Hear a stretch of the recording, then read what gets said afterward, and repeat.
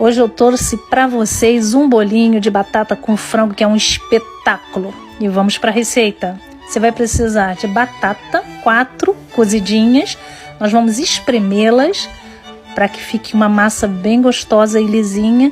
Nós vamos colocar uma quantidade de frango que eu vou colocar na descrição aí para você saber.